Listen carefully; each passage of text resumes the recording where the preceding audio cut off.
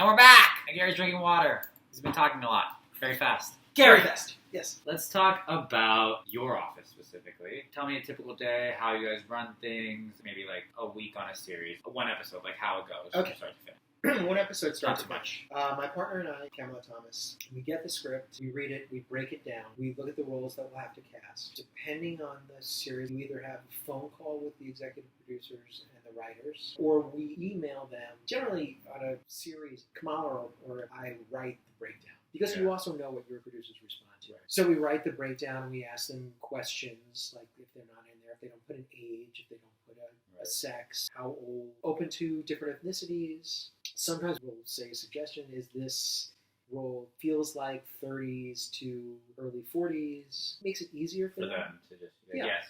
Makes it faster. So, and then we get that feedback back. We write up a final version of it and we send it out to breakdown. It's that simple. Okay, so then it goes to breakdown. The agents submit their clients. Do you both go through? Do one of you go through? No, we generally, one of the two of us goes through. Kamala is better at making deals than I am. So generally, she's making deals and I'm going through breakdowns. Got it. Okay, and so when you go through, like for a guest star? It all depends on the guest star. To give you an example, I said this, that I had once cast a Vietnamese ambassador, male or females, over the age of 60, speaking only in Vietnamese. I got 4 people submitted. That was it. We brought in 4 people. We chose one of them. 4 people. Let's say it's like late 20s, male, open ethnicity. Well, it depends on the role. Okay.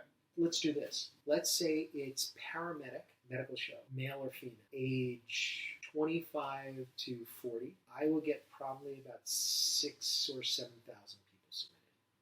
Jeez. I will probably bring in 10. And these days, I would probably have self-tape. And then I might bring in like the 4 best. So you have 10 people self-tape first, and then... I probably have more people self-tape, and then pick the ones you think are the best and bring them in. Yeah. For you or for producers? For me. For you, okay. Well, there's no producers, right? They're generally not producers. Sometimes there are, but not on that role. Not on that role. And would that be like a co-star? That would be a co-star. Okay. So for a large guest star, it really depends on the nature of the role. A large guest star, I'd probably bring 15 people. Female lawyer, 35 to 45. Good guest star role, you probably get a couple of hundred people submitted for it. I'd probably bring in 15, maybe 20, and probably send the best 6. 20, 6, 7. I've heard that like no more than 8 usually. All depends on the producers. Yeah. Some producers actually like seeing more people. It helps them get a vision. Yeah. I've had producers who want to see everyone, even the bad ones. They want to see everything. Because maybe they will like you, even if we didn't. Maybe not. I don't know. Once you send the choices, is it like one person that decides? Do they all weigh in, or is it like maybe they all weigh in, but like one person is like the showrunner is the deciding one? The showrunner is the definitive. Actually, the showrunner probably wouldn't watch all. Generally, what would happen on Last Ship? Everyone would chime in, and the showrunner would watch that person. Yeah, everybody would chime in, and they'd send like maybe 2 to the showrunner. Got it. So it's like another step. Right. There was a role that we were casting, very specific. We had somebody that we met, and she hadn't done very much, and we fell in love with her. We were like, oh my God, we found the perfect person for this role. And the producers didn't pick her as one of the choices. And we said, we're bringing her in anyway. And she was the last one that we brought in. We purposely set it up that way. And the producers went, oh my God, that's it. And she's now starring in 4 movies.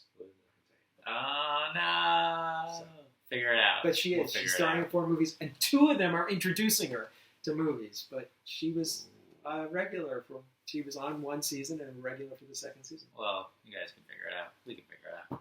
So sometimes they miss. Right. You know? Right. Yeah, we've had that happen before too, where they didn't respond to someone. We're like, no, this person is great, and we'll just Are you kidding? We're bringing them back for you.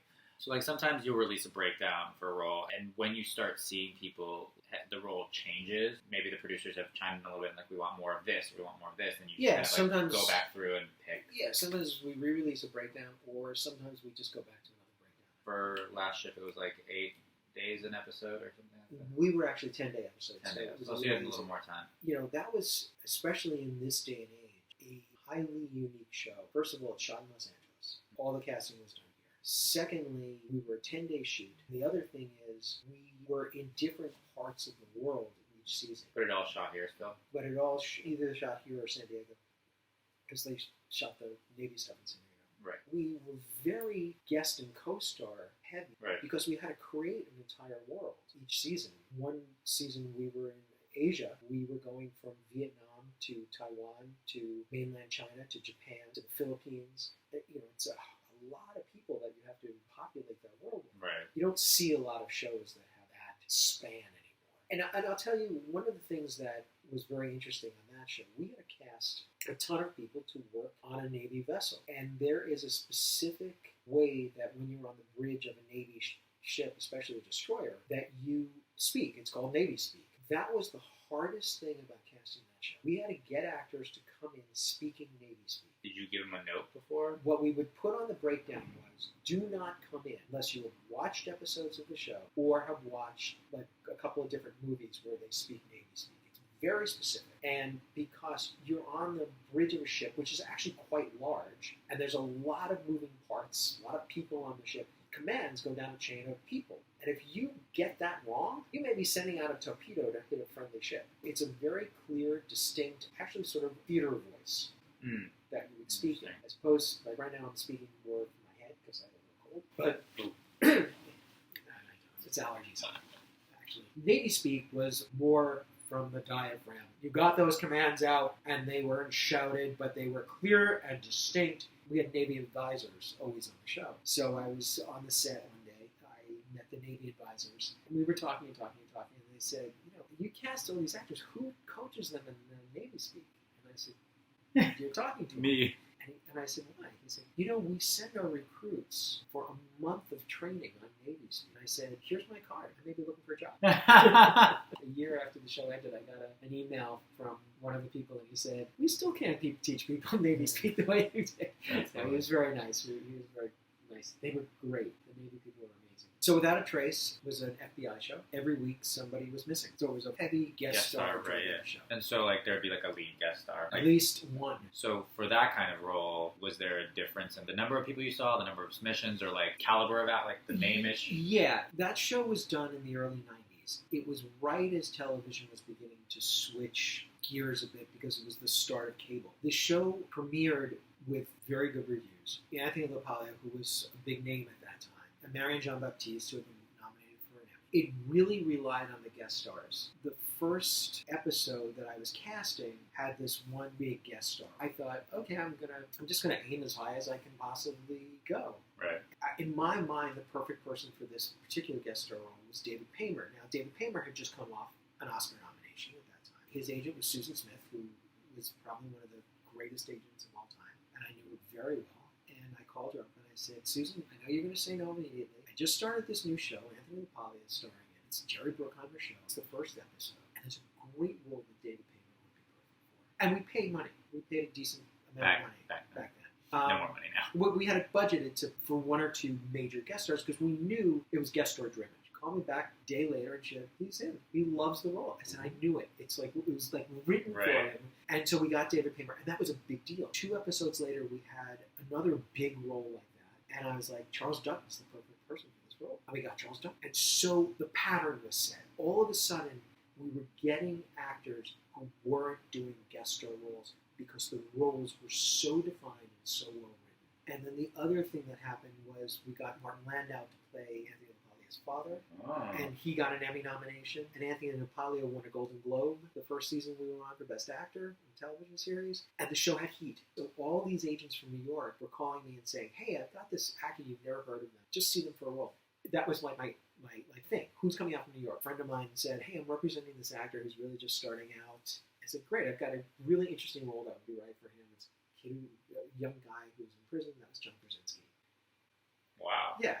And Elizabeth Banks came in and did a role. And, because I knew who Elizabeth Banks was, and she hadn't, yet done a big movie. And that was what kept happening over the course of that show. Viola Davis did a role. It was because the roles were so good. Because we had set up that pattern. I gotta watch this show. That's hard to do these days on network television unless you're Modern Family or This Is Us.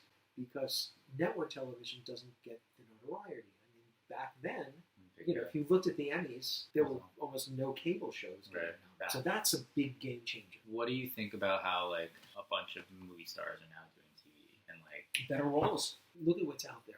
Big action movies. For, like sequels or remakes Right, or something. right. Comedies that get big names in them, but a lot of them are coming from TV. But like, so like for actors that are not a name, or like that are starting out, or like in the crunches, like, do you feel like they're losing opportunities now because? No, there's more opportunity. There's more opportunity. There's more casting. The harder thing is, and it's coming back. Our unions, Screen Actors Guild, Teamsters, Directors Guild, they're fighting tooth and nail to bring more money into Los Angeles to film here. And if you've noticed, I think we're up about 25% the last couple of years, keeping jobs in Los Angeles. And that's your unions fighting very hard for that.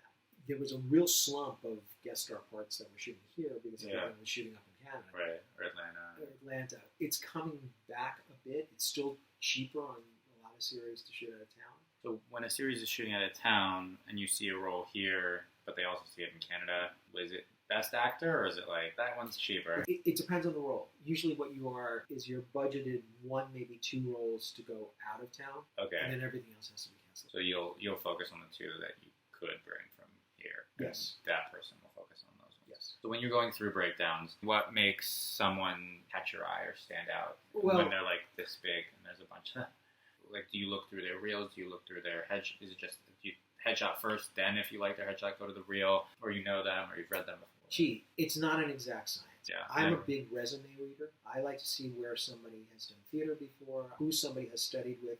I look for what kind of theater they've done, even if it's theater in Texas. Look at the picture and they played some great role. They handled that. They should probably be able to handle this.